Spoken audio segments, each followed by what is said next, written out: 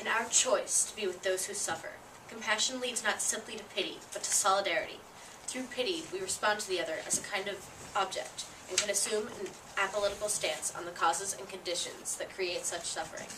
In being with the victim, one refuses to accept what is an unacceptable assault on the dignity of the other, and thus on the self. The first time I read these powerful words, I thought humanitarianism was nothing more than giving simple aid to those in need, giving food to the impoverished in soup kitchens and things such as that. But that's when I met James Orbinski, and my opinion was forever altered. But what sets James Orbinski is a past president of a foundation called Médecins Sans Frontières, and has done humanitarian work in places such as Africa, the Middle East, and even here during 9/11. But what sets him apart from any other humanitarianism? He has compassion. He has fortitude. He has the ability to view human life in a different light. He is truly an inspiration to us all, and deserves a spot in the World Hall of Fame. He has risked life and limb simply for the aids of others. And he has gone through such things as the famine in Somalia, the genocide in Rwanda, the reign of the Taliban in Afghanistan, and 9/11.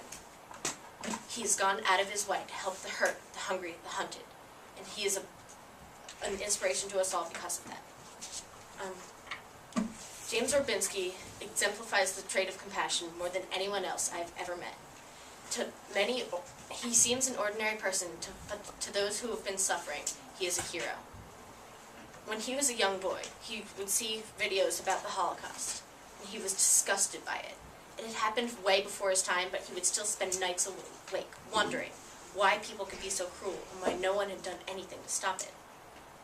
Also, during his time with Médecins Sans Frontières, James Orbinski was in Somalia during the famine. He walked past the tent that held the morgue and saw a body moving in it. It was a man that they had abandoned because they thought he had no hope of living. James Orbinski picked up the frail little man and took him and nursed him until he finally did die, but he did not die alone. James Orbinski is a man with endless compassion, and we can all learn from him. One of the hardest things in life is to stay strong in times of sadness.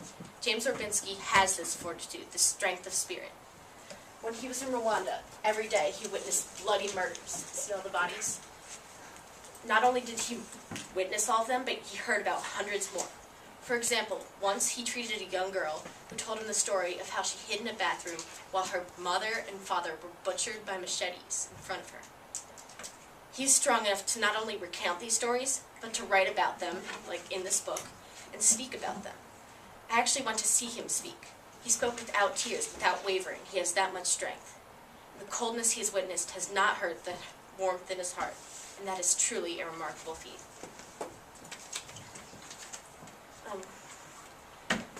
Not only is James Orbinski caring about humankind and strong, but he also advocates his opinions about things. The motto he chose for the Médecins Sans Frontières is Homo sapiens non jurata inventem. That's Latin for humans should not piss into the wind. However ridiculous that may sound, it is 100% true. Mankind should not do things that will hurt themselves and others. Another one of Orbinski's theories is that politics should not be able to control human life. The government should not get to decide who lives and who dies, such as what happened to the genocide. During the genocide, he tried his best to stop it. He would constantly plead with the United Nations, begging for aid. And eventually they did step forward to help, but he never lost hope when they didn't. James Orbinski, a hero to those in need, a savior to those who are suffering, a voice to the silent. His selfless compassion, stirring fortitude, and revelations about mankind have made him an inspiration to us all. He shows us the power of love for others and the strength that it has.